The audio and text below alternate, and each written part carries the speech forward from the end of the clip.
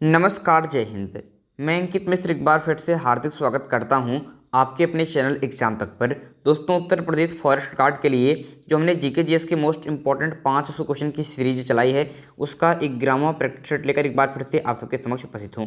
इससे पहले कि अगर आपने 10 वीडियो नहीं देखे हैं तो डिस्क्रिप्शन बॉक्स में लिखा रहेगा इस वीडियो की प्लेलिस्ट, उसको क्लिक करेंगे तो मिल जाएगा, जाकर देख लीजिएगा। दोस्तों, अभी तक हमने 10 वीडियो में कुल 100 क्वेश्चन किए हैं और एक वीडियो में 10 क्वेश्चन करते थे।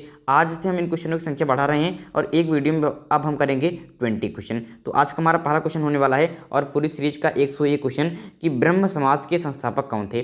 तो आप लोगों को इजीली पता है, बहुत इंपॉर्टेंट क्वेश्चन है कि ब्रह्म समाज के संस्थापक राजा राम मोहन राय साहब थे। कौन थे?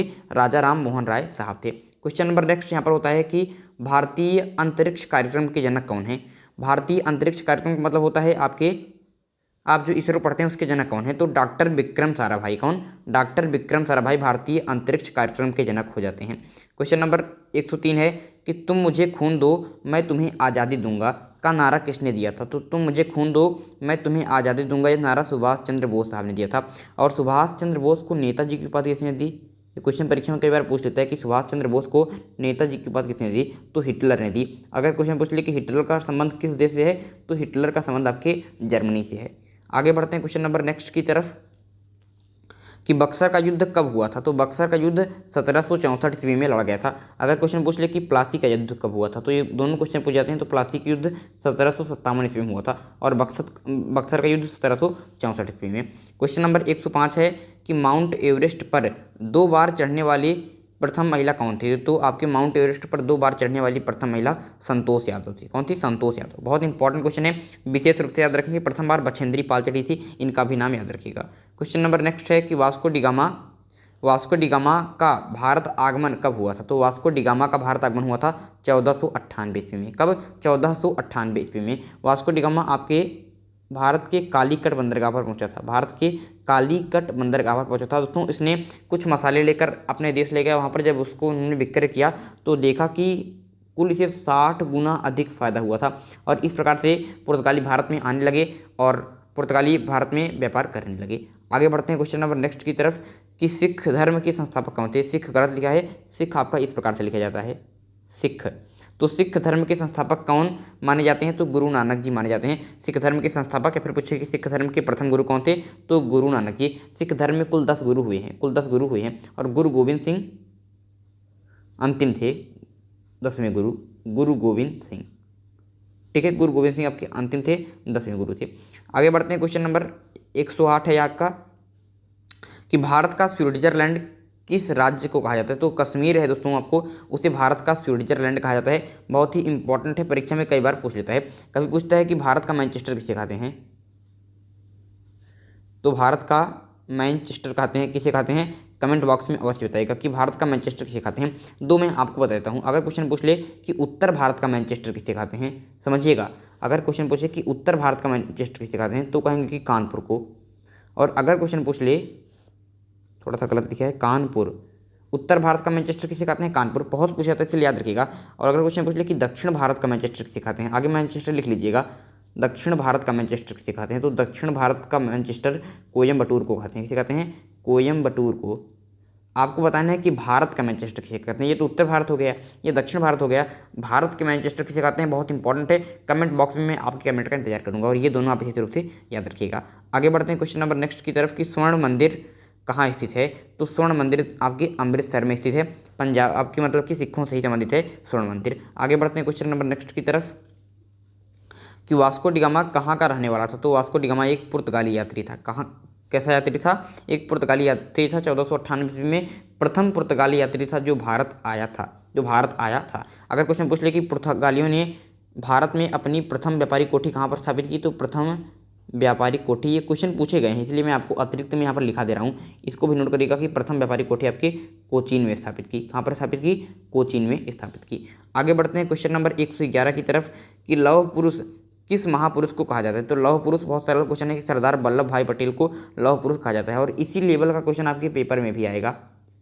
ठीक है। आज हम 120 क्वेश्चन तक करेंगे और आपके जब तक आपका पेपर होता है 4 अप्रैल तक आपके पेपर है, उससे पहले हम पूरे 500 क्वेश्चन कंप्लीट कर लेंगे। हमने देखा कि हम 500 क्वेश्चन तो कंप्लीट नहीं कर पाएंगे, इसलिए जो हम एक दिन में 10 क्वेश्चन करते थे एक वीडियो में, उसको हमने संख्या बढ़ाकर कर दी है आज से 20 क्वेश्चन। ठीक है, तो हम पूरे 500 क्वेश्चन कंप्लीट कर देंगे और इन 500 क्वेश्चन में कई सारे क्वेश्चन आपके पेपर में देखने को मिल जाएंगे, इसलिए इस सीरीज़ का एक भी वीडियो मिस आपको नहीं करना है। और बहुत जल्द मैं 400 क्वेश्चन के आपकी सीरीज स्टार्ट करने वाला हूँ हिंदी के, जहाँ पर आपको 400 क्वेश्चन हिंदी के कराए जाएंगे। 400 क्वेश्चन के हिंदी सीरीज चलने वाली है और इसमें दोस्तों एक वीडियो में 80 क्वेश्चन कराए जाएंगे। कितने?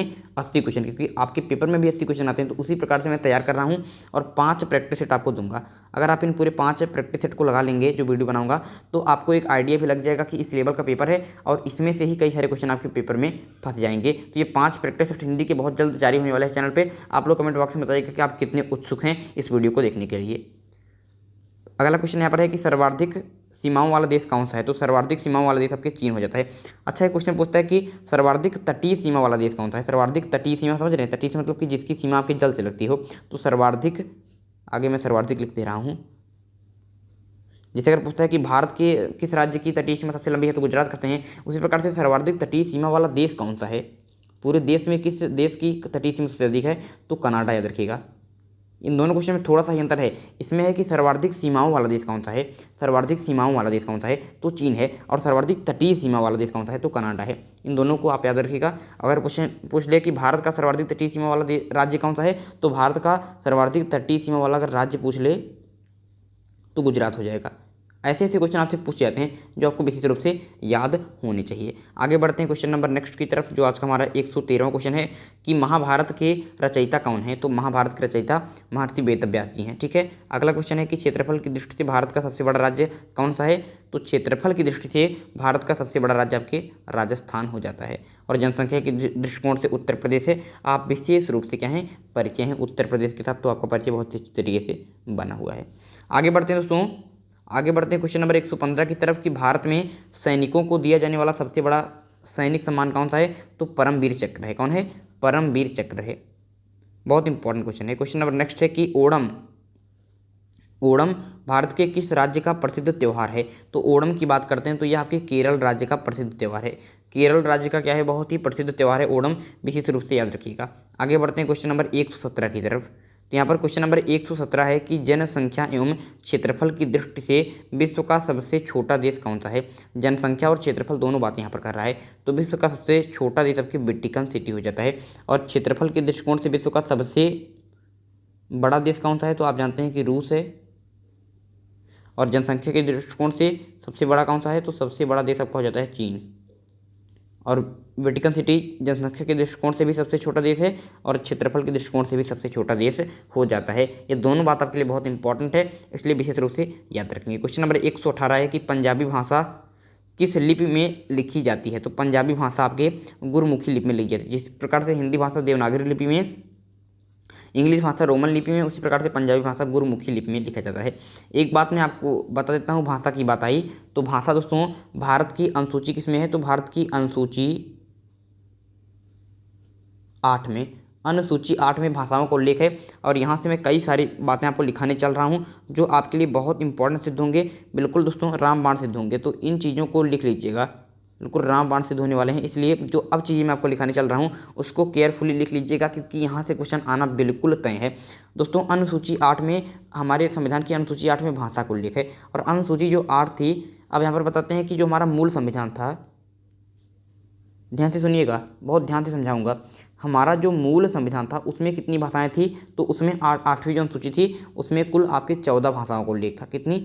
14 भाषाओं को उल्लेख था। अगर क्वेश्चन पूछ ले कि आज वर्तमान में आपके भारतीय संविधान के अनुसूची 8 में कितनी भाषाएं हैं? तो अब हो गई हैं 22 भाषा। कितनी हो गई हैं? 22 भाषा हो गई हैं। मतलब ये है दोस्तों, मतलब आपके हो जाता है कि 8 भाषाएं बढ़ी हैं। कितनी? 8 से 12, तो कुल 8 भाषाएं बढ़ी हैं। और 8 ये भाषाएं किस किस संविधान संशोधन के द्वारा आपके अनुसूची 8 में जोड़ी गई हैं? ये क्वेश्चन परीक्षा में बार बार पूछ लेते हैं। चलिए आज मैं आपके इस कॉन्सेप्ट को क्लियर कर देता हूँ। पहली दोस्तों जो भाषा जोड़ी गई इसमें 14 से की 15वीं भाषा मतलब सिंधी थी वो। और सिंधी किस संविधान संशोधन द्वारा? तो 21वें संविधान संशोधन के द्वारा सिंधी भाषा को अनुसूची 8 में जोड़ा गया। सेकंड दोस्तों आपकी बात करते हैं दूसरे नंबर पर दोस्तों, जब संविधान संशोधन हुआ 71वां, 71वां संविधान संशोधन हुआ तो 3 भाषा जोड़ी गई। एक हो गई इसमें नेपाली, ठीक है, एक उसमें हो गई मणिपुरी और एक इसमें हो गई आपकी कोंकणी। क्या हो गई आपकी? कोंकणी। तो 71वां संविधान संशोधन हुआ तो 3 भाषाएं जुड़ गई। अब 14 से 15 हुआ था और 15 से 3 18 हो गया। कितना हो गया? 18 हो गया। अब 4 भाषाएं आपकी और जुड़ेंगी और वो 4 भाषाएं कौन सी हैं? चलिए आपको बता देता हूँ। एक बार इसका स्क्रीनशॉट आप ले लीजिए या फिर नोटबुक में नोट कर लीजिए वीडियो को पॉज करके कि अनुसूची 8 जो है उसमें भाषाओं को उल्लेख है। मूल संविधान में 14 भाषाएं थी, आज 22 हो गई हैं, मतलब कुल 8 भाषाएं बढ़ी हैं। हम देखते हैं कि जो 8 भाषाएं बढ़ी हैं किस किस संविधान संशोधन के द्वारा जोड़ी गई हैं। तो जो 21वां संविधान संशोधन था उसमें सिंधी भाषा को सर्वप्रथम जोड़ा गया 15वीं भाषा के रूप में। फिर 71वां संविधान संशोधन हुआ तो उसमें 3 भाषा जुड़ी, नेपाली, मणिपुरी, कोंकणी। तो 4 भाषा जुड़ गई हैं, 4 बच गई हैं। और जो 4 भाषाएं हैं आपको बताते हैं वो दोस्तों आपके 92वें संविधान संशोधन के द्वारा 92वें संविधान संशोधन के द्वारा आपकी 4 भाषाएं और जोड़ी गई। और उनको एक ट्रिक से याद कर सकते हैं, एसडीएमबी, ये ट्रिक याद कर सकते हैं क्योंकि आपके पूरे जिले में कैसे मैंने ट्रिक बनाया, पूरे जिले में सबसे बड़ा मालिक होता है डीएम और दूसरे नंबर पर होता है एसडीएम, एक के बाद आता है बी। तो इस प्रकार से आप ट्रिक है कि एसडीएम किस पर है? बी पर है। तो एसडीएम बी। और देखिए अब हम किस प्रकार से भाषाएं निकालते हैं दोस्तों। यस से हो जाएगा आपके संथाली, ठीक है। डी से हो जाएगा आपके डोंगरी जो जम्मू कश्मीर में बोली जाती है, जानते हैं, संथाली डोंगरी। यम से हो जाएगा आपकी मैथिली ठाकुर को आप लोग जानते होंगे, तो मैथिली एक भाषा है तो आपके वो है। और बी से हो जाती है आपकी बोडो। तो इस ट्रिक से आपको पता होना चाहिए। इससे पहले जो मैंने बताया आपको कि आपके 71वें संविधान संशोधन के द्वारा 3 भाषा जोड़ी गई, उनका भी एक ट्रिक है, नमक। क्या ट्रिक है? नमक। न से नेपाली, माँ से मणिपुरी और का से कोंकणी। तो ये ट्रिक नमक से याद कर लिए, ये ट्रिक एसडीएम बी से याद कर लिए, संथाली, डोंगरी, बोडो, मैथिली, ठीक है। ये आपके 92वें संविधान संशोधन के द्वारा, ठीक है। तो इस प्रकार से इसको याद कर सकते हैं। और यहाँ से इन जो मैंने इतनी चीज़ें आपको बताई अभी भाषा के बारे में, यहाँ से एक ना एक क्वेश्चन पूछेगा। अच्छा, अगर क्वेश्चन पूछ ले कि भाषा को उल्लेख भारतीय संविधान के किस भाग में है, क्योंकि कुल 22 भाग भी हैं, तो भाग 17 में। कहाँ पर है? भाग 17 में और 343 आर्टिकल में। तो ये सब चीज़ें आपको पता होना चाहिए। आर्टिकल पूछ ले तो 343 में। आगे बढ़ते हैं क्वेश्चन नंबर नेक्स्ट की तरफ कि कलम का सिपाही किसे कहा जाता है। तो आप लोग जानते हैं कि कलम का सिपाही मुंशी प्रेमचंद्र जी को कहा जाता है। दोस्तों अभी अतिरिक्त में जितनी भी चीज़ें मैंने आपको लिखाई हैं, अतिरिक्त में जितनी भी चीज़ें लिखाई हैं उसको नोट कर लीजिएगा, क्योंकि वो क्वेश्चन परीक्षा में वहीं से एक ना एक क्वेश्चन पुटअप होगा ही होगा, उसे याद कर लीजिएगा। तो कलम का सिपाही किसे कहते हैं? मुंशी प्रेमचंद्र जी कहते हैं। इनकी रचना बहुत फेमस है, पंच परमेश्वर। आगे बढ़ते दोस्तों, गदन गोबान है तो आप जानते हैं पंच परमेश्वर, मैंने आपको बता दिया अतिरिक्त में। भारत का सबसे प्रथम विश्वविद्यालय कौन सा है और उसकी स्थापना कब हुई? तो नालंदा विश्वविद्यालय भारत का सबसे प्रथम विश्वविद्यालय हो जाता है और इसकी स्थापना कब हुई आप लोग कमेंट बॉक्स में बताइएगा। और कुमारगुप्त प्रथम ने बनवाया था, ये बात मैं आपको बताता हूँ। कुमारगुप्त प्रथम ने आपके नालंदा विश्वविद्यालय की स्थापना की थी और कब की थी आप लोग कमेंट बॉक्स में बताइएगा। और भारत का सबसे प्रथम विश्वविद्यालय है ये। इस प्रकार से दोस्तों आज हमारे 20 क्वेश्चन कंप्लीट होते हैं। 20 क्वेश्चन आपके कंप्लीट होते हैं। ये क्वेश्चन बहुत ज़्यादा इंपॉर्टेंट थे। ये क्वेश्चन आपको कितने अच्छे लगे कमेंट बॉक्स में बताइए। अगर आप चाहते हैं कि सीरीज ऐसे ही चलती रहे और हिंदी की जो प्रैक्टिस सेट के बारे में बताए वो भी आपके जल्दी से जल्दी लाया जाए, तो कमेंट बॉक्स में कमेंट बताइएगा और वीडियो को लाइक अवश्य कर लीजिएगा। दोस्तों अगर आप इसकी PDF फाइल को प्राप्त करना चाहते हैं, PDF फाइल को यहाँ पर दोस्तों अगर आप प्राप्त करना चाहते हैं तो हमारे टेलीग्राम ग्रुप को ज्वाइन कर सकते हैं, जिसकी लिंक डिस्क्रिप्शन बॉक्स में दी गई है। हमको फॉलो कर सकते हैं आप ट्विटर पर, हमारा यूजर नेम है @examtakofficial। जितने भी लोग आपके ट्विटर चलाते हैं हमको फॉलो कर सकते हैं। हमारा कॉन्टैक्ट नंबर है 9580482638। किसी प्रकार की दिक्कत, किसी प्रकार का सुझाव, किसी भी प्रकार की दिक्कत सुझाव या फिर कुछ आप जानना चाहते हैं तो हमें यहाँ से कॉन्टैक्ट कर सकते हैं, मैं आपसे बात कर लूँगा। 9580482638। तो इस प्रकार से हमारे 500 क्वेश्चन की जो सीरीज है इसका प्रैक्टिस सेट नंबर 11 यहाँ पर कंप्लीट हो जाता है। अगर आपने इससे पहले की पूरे 10 वीडियो नहीं देखे हैं तो डिस्क्रिप्शन बॉक्स में लिंक है, जैसा कि मैंने प्रारंभ में बताया कि इस वीडियो की प्लेलिस्ट क्लिक करेंगे तो खुल जाएगा, जाकर देख लीजिएगा। अगर आप जीके जिसमें 60/60 करना चाहते हैं तो आपको ये सीरीज देखना बहुत ही ज़्यादा इंपॉर्टेंट है।